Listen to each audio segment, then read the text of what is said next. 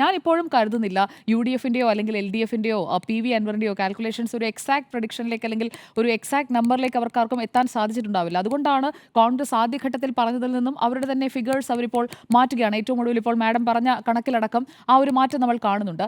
അതേസമയം LDF കൂടുതലായി തങ്ങളുടെ ആ ഒരു ഫിഗറിനെ കൂടുതലായി എക്സ്പ്ലെയിൻ ചെയ്യാൻ സ്ഥാനാർത്ഥി പോലും തയ്യാറാകുന്നില്ല എന്നത് നമ്മൾ കാണുകയാണ്. അതേസമയം തന്നെ PV അൻവർ ഈ വോട്ടെണ്ണുന്നതിന് മുൻപ് ഈ രാത്രിയിൽ നമ്മൾ ഈ ചർച്ച അവസാനിപ്പിക്കുമ്പോൾ ഒരു വാർത്താ സമ്മേളനത്തിലേക്ക് കടക്കുകയാണ്.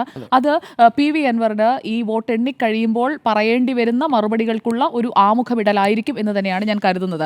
ഇവിടെ വഴിക്കടവ് പഞ്ചായത്തിൽ 29,320 പേർ വോട്ട് ചെയ്തിട്ടുണ്ട്. യഥാർത്ഥത്തിൽ ഈ 75% പോളിംഗിനേക്കാൾ കൂടുതൽ ഈ വഴിക്കടവിലെ 29,320 പേരുടെ വോട്ട് അതെങ്ങനെ ഡിവൈഡ് ചെയ്ത് പോകുന്നു എന്നുള്ള ആദ്യ ഒരു മണിക്കൂറിലെ ഫലത്തിൽ നിന്ന് തന്നെ നമുക്ക് നിലമ്പൂരിന്റെ ഫലം അറിയാൻ കഴിയും. അപ്പോൾ ആ ഒരു 9:30 മണിയാകുമ്പോഴേക്കും ആ കാര്യത്തിൽ ഒരു ക്ലാരിറ്റി വരുമെന്നുള്ളതാണ്. അപ്പോൾ ഈ 29,320 എന്ന് ഞാൻ പറയാനുള്ള കാരണം 2016 PV അൻവറിന് ഈ പഞ്ചായത്തിൽ വഴിക്കടവ് പഞ്ചായത്തിൽ 2000-ന് മുകളിൽ ലീഡ് ഉണ്ടായിരുന്നു. എന്നാൽ 2021 ആകുമ്പോഴേക്കും അത് 35 ചുരുങ്ങുകയാണ്.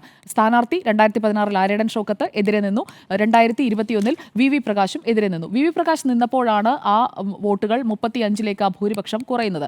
എന്നാൽ ഈ വഴിക്കടവ് പഞ്ചായത്തിൽ M സ്വരാജ് ആണ് ഇത്തവണ സ്ഥാനാർത്ഥി. PV അൻവറും മത്സര രംഗത്തുണ്ട്. അപ്പോൾ PV Anwar plus M Swaraj എത്ര പോകും ഈ 29,320 എന്നതാണ് അവിടെ പ്രധാനമാവുക.